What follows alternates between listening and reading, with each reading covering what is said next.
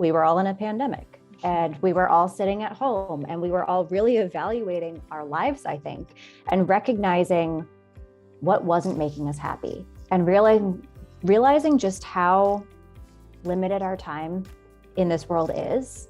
And what do you really want from this life? What do you want to contribute while you're here? What legacy do you want to leave behind?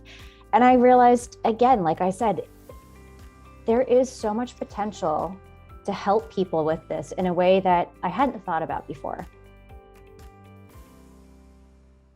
Hello and welcome everyone to Her Money Club Stories. My name is Raechelle Minney. I am the founder of Her Money Club. The intention for these beautiful discussions is to really collect women's stories around how they've overcome various challenges with money, but also how that relates to our life and our purpose for our life. The journey that unfolds with money strategy and life purpose is really powerful to understand for all of us. And in Her Money Club, we talk a lot about this. So with us today, we have Briana White or Briana White. We'll call her Bree today. I want her to share a lot of her journey because she does come from corporate life and did transition to an entrepreneurial journey. And so it's going to be really fun to talk with her. Bree, you want to introduce yourself a little bit? Sure. So as Raechelle said, my name is Bree White, and I came from a corporate environment that I was at for 8 years before deciding that I would jump into entrepreneurship feet first during the middle of a pandemic. I have a feeling that a lot of people understand that. And I jumped into owning my own business for personal styling. It was something that I was always passionate about growing up, something I had an interest in a way that I felt I could really help and support other people with this vision that I was able to create, and realizing that not all people could see things about clothes the same way that I could or see the possibility from them. And a lot of people used it to hide behind instead of using it as a way to express themselves and allow themselves to be seen. So I wanted to kind of connect those dots for people and show them all the ways that they could use it for their benefit and start feeling more seen in the world.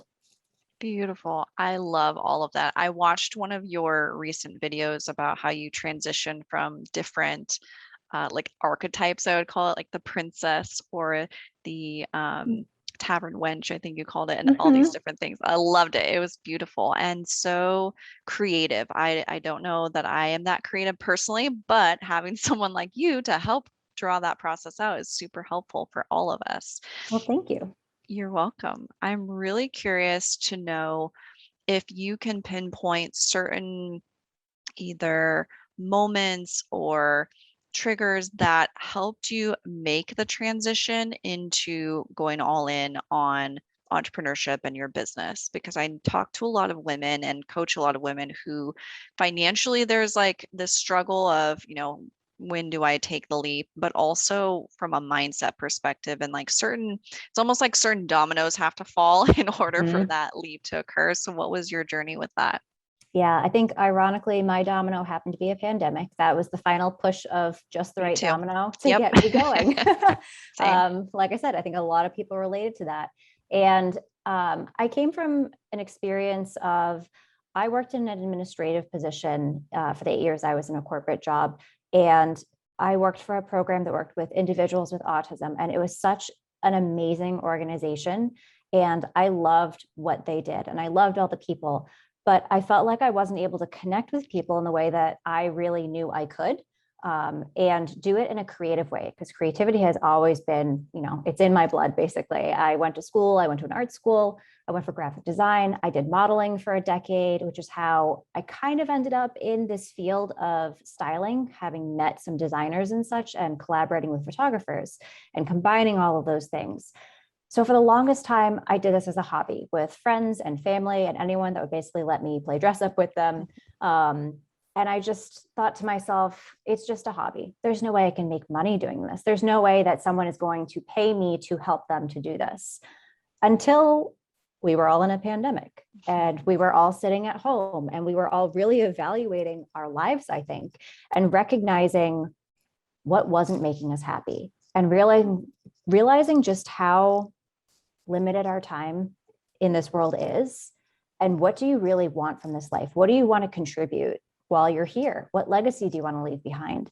And I realized, again, like I said, there is so much potential to help people with this in a way that I hadn't thought about before. I came from a background of it's too luxurious of an idea. That's only for celebrities, and not as this is something that can help anybody. That's why it's called personal styling, because no matter where you're at in your life, if you just need some guidance or you just need an accountability partner, even to help you go, these are my goals. How can I get there? How do I stop spending all of my money on random things because they're on sale and be more intentional with my purchases?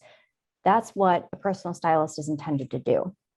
So I got a business coach for myself last year because I couldn't stop thinking about this idea that if being able to go through my own closet and organize it and imagine myself wearing things put me in a place of confidence that I wasn't at before I did that, this had to work for other people too. Other people had to be feeling the same way. And if I had the tools to be able to do that, then why wouldn't I share that with other people? So I found a business coach, and she helped me structure my original business model for styling with people. And even that investment for me was a huge leap. I was still working in my 9 to 5, and I was still making a very consistent income. It was, the most I've been making in my corporate life so far because I was in a higher position at this point. But like I said, even though I was making more at the time, I wasn't happier in my position because it wasn't feeding my soul and what I felt I was really meant to do in this world. So investing in this business coach was the first step, and the first time that I really looked at money and went, what can this do for me? It's once you release holding on to like the purse string so tightly, it's amazing how you can watch it grow instead, because you spent all this time holding on to your coins and not going, but what happens if I allow them to multiply?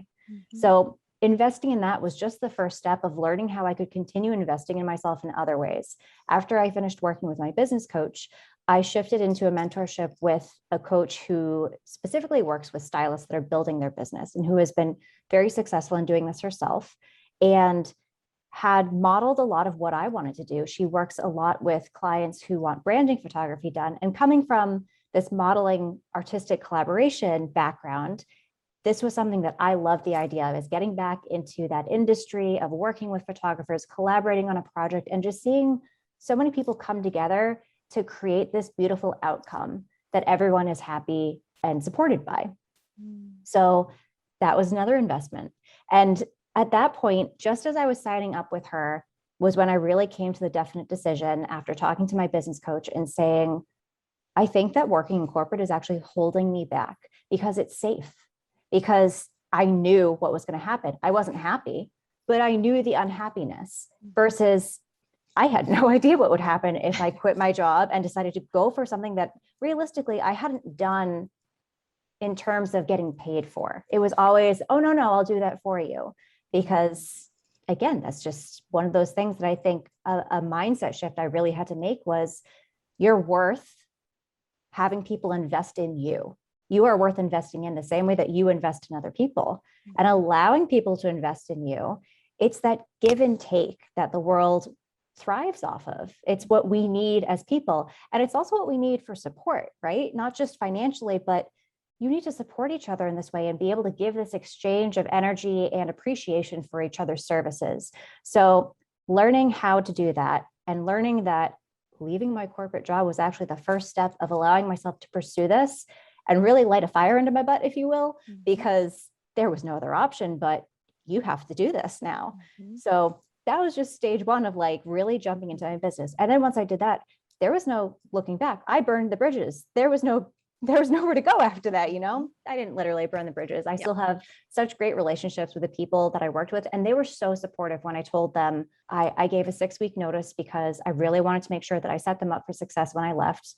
And I really wanted to give myself every opportunity to create these relationships and really maintain those relationships with people who were so supportive of me. Every single person I spoke with was so happy for what I was doing. And that's what I wanted to create more of with going into my business. Is you want that support system. You want to cheer people on in what they're doing and create a more positive environment, no matter where you're going. That was definitely like the biggest financial leap I ever took. Was I quit my 9 to 5 to pursue something that I had never done before. And I'm the happiest I've ever been. I can honestly say that, even within the first year of my business, and you are always going to learn something, But a term that I heard recently that I absolutely love is you're just in the first chapter of your success story. And I thoroughly believe that. Yes. Wow. There's so much to I think of unpack with all that. But one, I just want to acknowledge you for taking that leap, because there are so many women in the community for Her Money Club alone, but also in general, that really don't know or feel confident in taking the leap. And so for those of us who have, to kind of pick it apart and share that story and that journey along the way is so important and so powerful. So thank you. And I am really curious about, you mentioned it a few different times, a few different ways. You mentioned it in the beginning where you said, this is a hobby. How do I make money at my hobby? And then even working with the business coach, and then even as you did transition out of corporate, it was still this uncertainty of like, I don't even know how to make money at this. And sometimes there is that like know-how like that we feel like there's a gap in, especially with finances and money. So I'm curious to know, like, how did you come to, and I know for me, like, it was a gradual process. So I'm curious to hear your journey of like how much you charged initially, and, whatever numbers you want to share is fine. But like just that journey of getting to a place, even right now, where, hey, you feel really good about your pricing structure and how you get paid, and like allowing yourself to receive. And I love that you even brought that part up, the giving and taking, or giving and receiving process. Like there is a different energy that comes from allowing yourself to receive money from someone else who believes in you, who trusts you, and who wants your support in something. I think that what worked for me, I also went in small steps when I was doing this. And one of the first things I did was I created like a beta test of the program that I had created initially, and worked with two different people in two different variations of it. And that way I could just get their feedback as I was going. I'd already structured how it was going to be outlined and had ideas of how it could potentially go.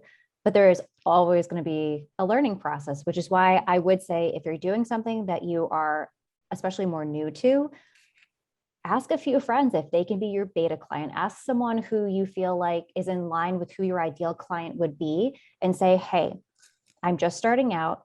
I would love to get feedback on what I'm able to offer future clients. Could I do this with you either for free and then get a testimonial at the end and feedback along the way, or do a promotional rate and you can do a heavily discount or whatever you're comfortable with? For me, I started with just doing 2 beta clients for free was my very first tier. And then once I shifted from having a more general business coach to having a style mentor who helped me create more specific packages and structures to my business that made more sense for what I was looking to do. Like I mentioned, I wanted to get into doing branding photo shoots and stuff again, but I hadn't had that as an option when I first built my business. So talking to her allowed me to see like, I can add those things and here's different ways of doing that. So once I had opened up the different tiers that I was going to offer, I did a promotional rate. So I went from free to, I did like an 80% off promotional rate. And I reached out to a handful of friends first. And I said, I want to make sure that I offer this to you guys first because you're friends. I trust you. I trust your feedback. And I know you're going to be gentle with me, but you'll be honest about what your experience was. So I offered that to them first. And then once I got some feedback from them, I went the next step and I said, okay, so here's what I want my full rate to be. And I offered my full rate. And then after doing that for a couple of months and having people sign on at that rate, I went, all right, now that I have the experience under my belt, I know my packages like the back of my hand. I know what I am capable of offering people when they're willing to invest in themselves and invest in me. I can give back to them 10 times that. And then I raised my prices to where I'm at right now and where I know this is what I am worth receiving. And this is what I am worth investing in because it is worth so much more at the end. Again, it's that exchange of energy. And when you put money into something, you're going to be more invested in it too, is what I like to remind people. Because there is a difference, even with the people who I started out at a promo rate compared to people who paid the full price. The attitude is a little bit different too, just because when you put money down on something, you immediately want to make sure you're getting the full value out of it. I think 99% of people feel that way. So keeping that in mind too, when you're first starting out, if you're offering either a beta program or if you're doing a promo rate, keeping in mind that you might not have the full experience that you would if it was someone that you were charging full price. but it is still so important to being able to create those building blocks for yourself and feel more confident being able to charge and say the word out loud when you say, these are my prices. I'm worth investing in that much because here's what you get back.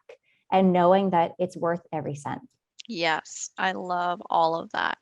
There is an exercise in the book Abundance Project that describes kind of what you just described in layers, right? So it's really testing out and feeling through, okay, I'm just going to throw random numbers out there.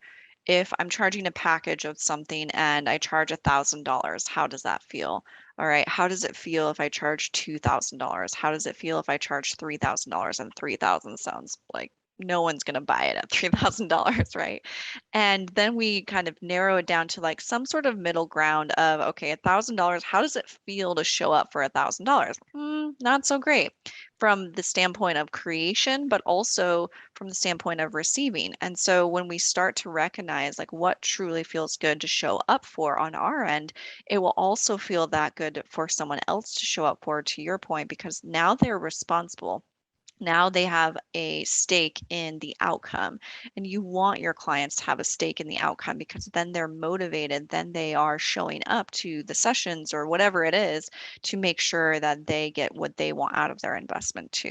And I think that was like the biggest aha moment for me as well. It's like just recognizing that the higher the price goes, the more people actually show up for that experience and what it is that you're creating together, because it is truly something that you're creating together. So I Absolutely. love that. What has been your biggest, maybe through this process specifically, biggest kind of fear with money, or something that you've kind of felt yourself resisting with money? I think one of the challenges that I really faced is, at least most of my life, have been a very introverted person. And when you own your own business and when you are the face of your business, you really have to be putting yourself out there. So it's ironic that I am helping people to put themselves out there and be seen when I was so afraid of being seen myself. So there was so much mindset that went into that. And that mindset just trickled into how I looked at my finances. And again, when I was coming up with what I felt my rates were, what I was worth being paid for my time, it took me a lot of inner work to recognize the value of, this is how much experience I have. I have experience behind the camera, in front of the camera. I have 10 years of collaborating with other people. I have 8 years of managing departments from my administrative position. I have great communication skills. I like to say that one of my biggest assets is my sensitivity, because for the longest time, I was like, oh, I'm so sensitive. No one's going to want to talk to me because I get so emotional about things and I just feel things so deeply. But it's such a benefit when you are working with people who want to be seen and heard and want to be acknowledged as being valid in those things. And so I realized all of that ends up being such a positive for what I'm creating and allowing people to have the space to feel that themselves. So learning to invest in myself with having these business coaches was a great step to do that. And learning to price myself was something that I did reach out for support from my mentors and feedback to be like, am I really worth this? And sometimes you do need an outside reminder. Yeah, you really are. And it's great when you start working with people, again, even if you're just doing a beta program or a promo, getting that feedback is so important, and putting it somewhere that you can look at regularly. So when you're having moments of, can I really charge this? You can look at what people are saying about what they got for free, what they got for such a limited amount of money, and what transformation you might have been able to make in their lives through that process. And it was such a great reminder for me when I started doing that of, I am valid in asking these prices. I did make a huge difference. I still will have previous clients texting me, it's been 3 months since we worked together. I got a text this morning from someone saying, I cleared out my entire winter wardrobe and got rid of 3 bags of clothes that I didn't need anymore. And we worked together at the beginning of the summer. And it's so nice to hear that you're still able to make a positive impact in people's lives because you really listened to them and you were there for them and you invested in them by investing in yourself and knowing your worth so that they could recognize their worth. I love all of that. The most powerful thing in all of that, like all of it was amazing, but something I talk about too is what I like to call your unique value proposition, your UVP. And you describe that for yourself, which is awesome. Just looking at your experience, where you come from, your communication skills, but specifically pulling through, even though like what you did before is not the same thing you do now, the qualitative things that maybe you can't quantify, but communication skills, being able to have administrative or organizational skills, and pulling pieces of all of your journey and experience up until this point into what you do now as a value add is so important, because we often think that, well, it's not the same as what I did before. It's like you're pulling pieces of what you are really good at into what you do now, and there's a reason why that journey led to where you're at now. So I love that you express that, because it's really important as women, I think, to continue to recognize like it's not a matter of starting over each time. It's a matter of continuing to accumulate our experience and to stack skills on top of skills. And that was one powerful thing one of my mentors shared was, it's not that we're getting rid of, once you become CEO, it's not like you didn't take all the time to learn all the skills in the meantime, right? The administrative, the accounting, the all the things in between. So, and if there are missing pieces, you get to create those skills and learn those skills in the process too. But yeah, the unique value proposition is, I think, what makes it so much more fun to be entrepreneurs and to explore and to share that experience with others, because it is so unique. One question I want to have you share your thoughts on is, if you were to kind of share with all the women in the world, what's one thing you feel like you have figured out with the game of money? Or you've mentioned a lot of invest in yourself, so it might be related to that. Mm. Yeah. And you mentioned it too with having a mentor. That I think is one of the biggest things that I've learned in this entire process is how important a community is. I think having a mentor in your life, someone who has what you want, who has gone through a process like or similar to yours and has reached the goals that you are setting for yourself, who can give you the guidance and the feedback. And not just someone who, did it 20 years ago, but doesn't do it anymore. Someone who still is active in the area that you're looking for is so beneficial, because they'll understand what is currently happening too. For example, like I said, my current mentor, her name is Kate Taylor, and she is still an active stylist and works with clients, as well as mentoring new stylists who want to build their business. And the benefit of having someone who is still working that environment is, over the last year with the pandemic, the way that everything shifted with the way people shopped, she is very aware of. So she can help support us as we're going, I don't understand. I sent these things to my client that they could go shopping for. And they said that when they checked it 2 days later, things were out of stock. And she completely understands, because she goes, I've had to tell my clients, I'm going to send this to you. You need to check it as soon as possible, because sizes are selling out, because so many people want to shop online now versus going into stores, because the process is just easier. It's safer for them, and they can return it online. And it's like a totally hands-off experience. It's just way more convenient. So because of that, things get swiped up really quickly. And it's changed the process of how people prefer to do things now. If I was working with someone who, say, hadn't actually done active styling in a number of years, they might not have that feedback, and they'd be saying, well, just go to the boutique, just go to the store and do these things, and wouldn't realize that we'd already sold out of items. Or how could I best support this person if this situation comes up with one of my clients? In addition to that, finding a community of women was really important to me, who worked in the same area that I did and supported each other. Because I think we all hear how you have competition in your field, especially like if you're an entrepreneur, you're working for yourself already, you already feel isolated. And sometimes it's lonely, especially if, like I mentioned, you don't put yourself out there regularly, or it's not your forte to just really go out there and meet people. And with the pandemic, you're not really going out there. So you're finding different ways of doing it and trying to connect with people. If on top of that, you're adding in that woman is your competition, nobody wants to feel like you're fighting for your position. You want to empower those around you and empower yourself through that. My mentor, Kate, likes to say, rising tides lift all ships, which is the mentality we have in the community, because we're all stylists, but everybody is so unique. No one has the same business, no matter where we're at in our journey.